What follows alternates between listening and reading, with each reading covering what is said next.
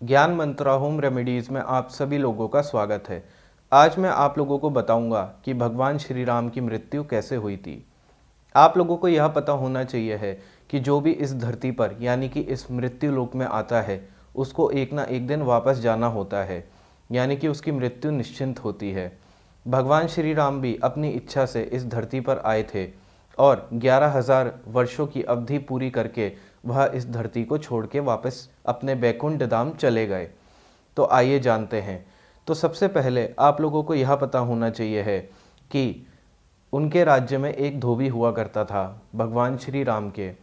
जब उस धोबी ने अपनी धोबन को रात के समय डांटा और डांट कर यह बोला कि मैं कोई राम नहीं हूँ जो कि किसी पराये मर्द के साथ आई हुई स्त्री को अपने घर में रहने दूं। भगवान राम सब जानते थे, उनको पता था कि सीता माता अग्नि की तरह पवित्र हैं। तो इसी के पश्चात उन्होंने सीता माता का भी त्याग कर दिया और साथ ही साथ सीता माता को वन में छोड़ आए।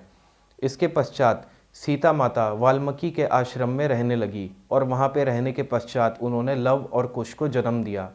इसके बाद माता सीता धरती की गोद में समा गईं। एक दिन राम और लक्ष्मण अपनी कुटिया में बातें कर रहे थे। उसी के पश्चात एक तपस्वी आया और वह आके भगवान राम से अकेले में मिलना चाहता था। और उस तपस्वी ने भगवान राम को यह बोला कि मैं आपसे अकेले में जब तक बात करूंगा तब तक कोई भी तीसरा व्यक्ति इस कुटिया में प्रवेश नहीं करना चाहिए है। अगर कोई भी तीसरा व्यक्ति आता है तो आप वचन दीजिए कि आप उसका वध कर देंगे। तो भगवान श्री राम ने लक्ष्मण भगवान को कुटिया के बाहर खड़ा कर दिया और बोला कि किसी को भी अंदर नहीं आने देना।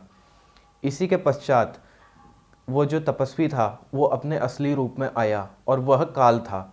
उसने भगवान श्री राम को बोला कि भगवान, आपकी 11,000 वर्षों की अपनी इच्छा से धरती पर रहने की जो अवधि है वो समाप्त हो चुकी है, तो क्या आप अब वापस बैकुंठ धाम चलेंगे। इसी के पश्चात दुर्वासा ऋषि राम से मिलने के लिए आते हैं और लक्ष्मण भगवान उनको दरवाजे पर ही रोक देते हैं। इसके पश्चात लक्ष्मण भगवान की यह बात सुन के दुर्वासा ऋषि को बहुत ज़्यादा क्रोध आता है और दुर्वासा ऋषि कहते हैं कि मैं तुम्हें श्राप दे दूंगा। इसी के पश्चात लक्ष्मण भगवान कुटिया में प्रवेश कर जाते हैं और राम को सब चीज़ बताते हैं। तो आप लोगों को तो पता ही होगा कि भगवान राम ने वचन दिया था काल को कि अगर कोई भी तीसरा व्यक्ति प्रवेश करेगा कुटिया में और हमारी बात सुनेगा तो उनको उसका वध करना पड़ेगा। इसी के पश्चात अब उनको लक्ष्मण का वध करना पड़ता। तो इसी समस्या को लेकर भगवान श्री राम वाल्मीकि और वशिष्ठ के पास पहुँचे। इसके बाद उन्होंने उनसे पूछा और उन्होंने कहा कि आप लक्ष्मण भगवान का त्याग कर दीजिए, क्योंकि भाई का त्याग करना और किसी संत का त्याग करना मृत्यु के समान ही होता है। यह सुनने के बाद लक्ष्मण सीधे सरयू नदी पे चले गए और वहाँ पे जाके वह समा गए उस नदी में।